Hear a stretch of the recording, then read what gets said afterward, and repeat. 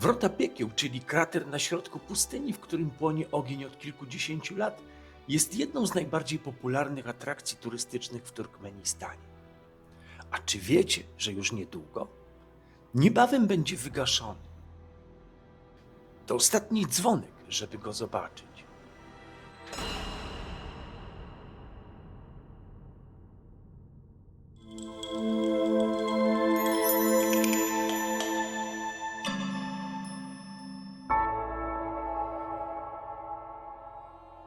W Aszchabadzie w ciągu dnia byliśmy tylko kilka godzin. Przed zmierzchem chcemy być w Darwazie, gdzie są słynne Wrota Piekieł. Choć od Aszchabadu to nieco ponad 250 km, to dotarcie tam zajmie prawie 5 godzin. Drogi są bardzo kiepskie. Wpadamy jeszcze do sklepu na zakupy na wieczorną kolację. I tu znów trzeba zdementować kolejną sensację krążącą w internecie o tym, że w sklepach nic nie ma, a ludzie ustawiają się w kilometrowych kolejkach po podstawowe artykuły spożywcze. Jak widać, zaopatrzenie w sklepach jest niezłe. Wyjeżdżamy z Aszchabadu, już innym samochodem i z innym kierowcą. Tylko Czari dzielnie nam towarzyszy od początku. W samochodzie mocno telepie, bo drogi są bardzo kiepskie. Myślę, że jak na kraj, który śpi na gazie, powinno się więcej inwestować w infrastrukturę w innych częściach kraju, a nie w pomniki w Aszchabadzie. Na prowincji też żyją Turkmeni, których ten gaz jest własnością. Jeszcze przed zapadnięciem zmroku dojeżdżamy na miejsce. Będziemy nocować w jurcie. Warunki dość spartańskie. Woda tylko w butelkach, które przywieźliśmy ze sobą. To nasz wieczorny posiłek, a nasz kucharz uciekł. Ale za to kolacja pyszna.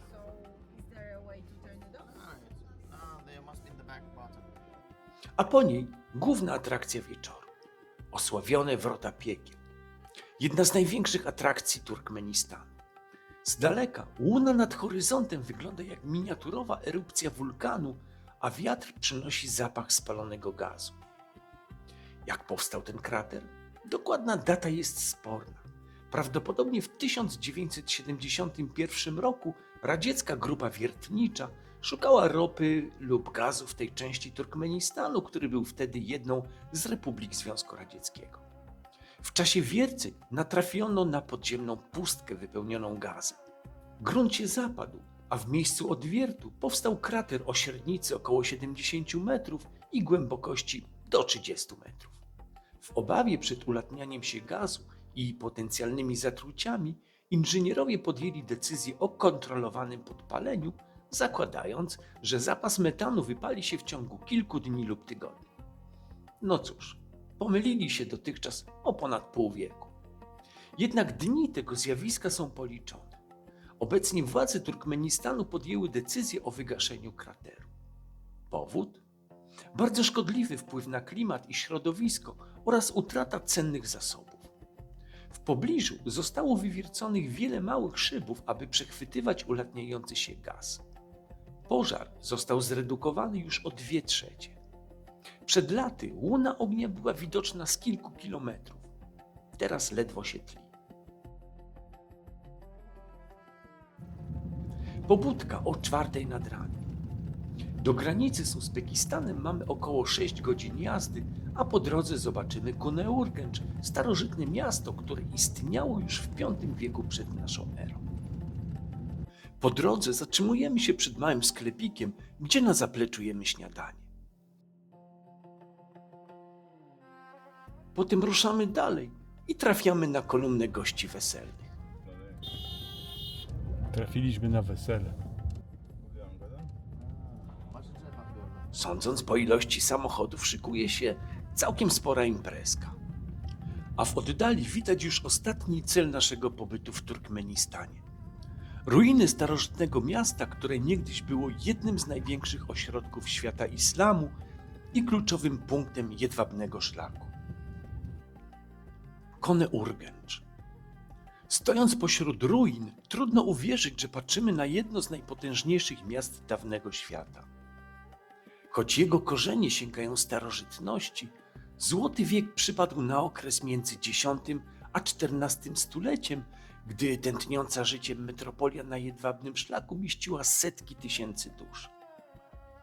Kres tej świetności nadszedł w 1221 roku w czasie najazdu Mongołów pod wodzą Czingis-Hana. Miasto nie chciało się poddać, lecz po 7-miesięcznym oblężeniu zostało zdobyte i zrównane z ziemią, a ludność wyrżnięta w pień. Była to jedna z najkrwawszych rzezi w historii.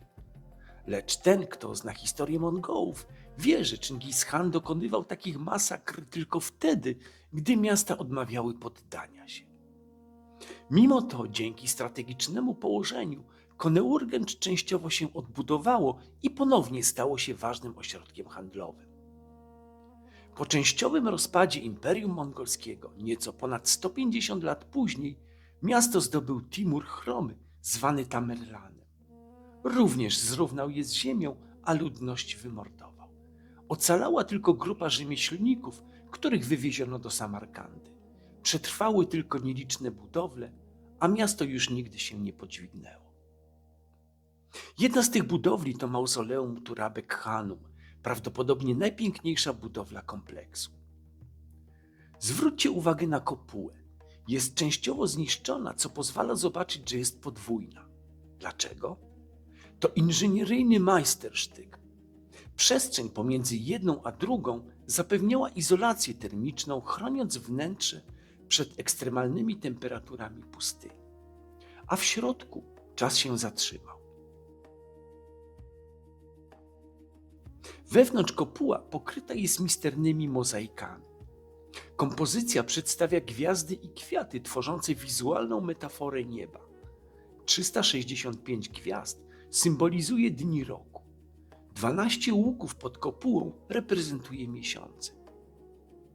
Badacze uważają ten ornament za unikatowy w całej sztuce islamskiej średniowiecza. O ile najpiękniejsze mozaiki w kluczowych zabytkach Samarkandy, Buchary czy Chiwy są odrestaurowane, te tutaj są oryginalne.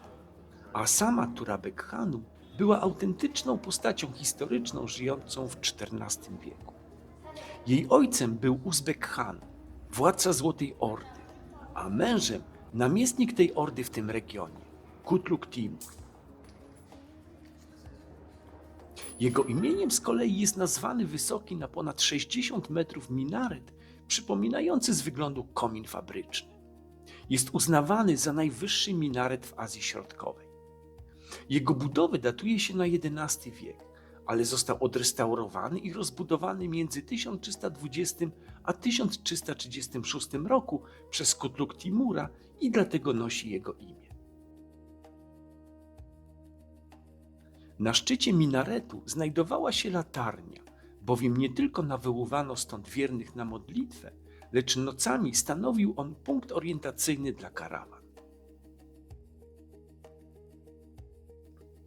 Nieopodal znajdują się ruiny innego minaretu wzniesionego w 1011 roku.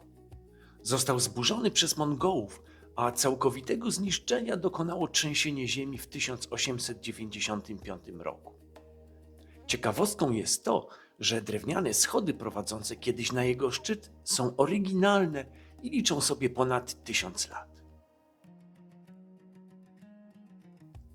Jesteśmy teraz przed najstarszym zachowanym zabytkiem w Koneurgęcz. Jest to mauzoleum Il Arslana, szacha Chorezmu, gdzie dużo by mówić o chorezmijskim imperium. Ograniczę się do tego, że został zbudowany w drugiej połowie XII wieku i jako jedyna budowla przetrwała totalne zniszczenie miasta przez wojska Czingis-Hana. Jego syn, sułtan Alad-Din Tekesz, również ma swoje mauzoleum oddalone około 350 metrów od grobu ojca. Był to silny przywódca, którego władza obejmowała również znaczne terytoria obecnego Iranu. Zaś jego potomek, Ali ad-Din Muhammad, jest obecnie najbardziej pamiętany za swoją niefortunną decyzję o straceniu posłów i kupców Czingis-Hana, która doprowadziła do mongolskiej inwazji na Choryzm i całkowitego upadku imperium. Są jeszcze dwa mauzolea, które zobaczymy. Pierwszy to mauzoleum sułtana Alego z XVI wieku, które nigdy nie zostało ukończone z powodu ciągłych wojen wewnętrznych prowadzonych przez chanów turkmeńskich. Nie ma zdobień ani bogatych wzorów stiukowych. Mauzoleum sułtana Alego było prawdopodobnie ostatnim dużym grobowcem, którego budowę próbowano wznieść w Koneurgench. Od XVI wieku miasto szybko popadało w zacofanie, ponieważ zmiana biegu Amudari zrujnowała perspektywy rolnicze regionu. Szczyci się natomiast wielką kopułą o średnicy 9,5 metra. Naprzeciwko znajduje się mauzoleum Nadżm al-Din Kubry. To miejsce pielgrzymek Turkmenów z całego kraju. Nadżm al-Din Kubra był mistykiem, filozofem i jednym z najbardziej wpływowych przedstawicieli sufizmu w XIII wieku. Uważany za osobę świętą.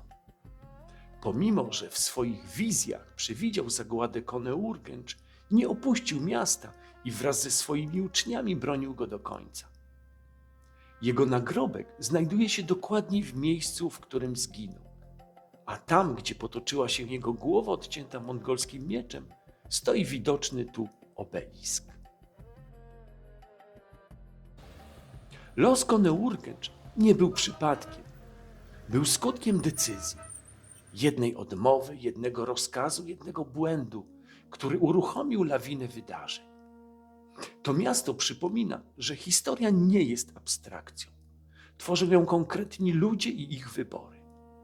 Spacerując po tych ruinach, nie sposób nie zadać sobie pytania, ile współczesnych decyzji podejmowanych dziś gdzieś na świecie stanie się jutro początkiem podobnej tragedii. Czas już wyruszać w stronę granicy turkmeńsko-uzbeckiej. Jeszcze tylko ostatni posiłek w Turkmenistanie. A za granicą czeka już na nas podstawiony kierowca i wieczorem będziemy już w Chiwie. Dzięki Guncza, dzięki Czari, dzięki Gadymy Miras. Może do zobaczenia. A w następnym odcinku Chiwa. Miasto, które turyści często opuszczają, będąc w Uzbekistanie. A szkoda, ponieważ w mojej opinii jest bardziej klimatyczny niż Samarkanda, Buchara czy Taszkent. Zobaczcie sami.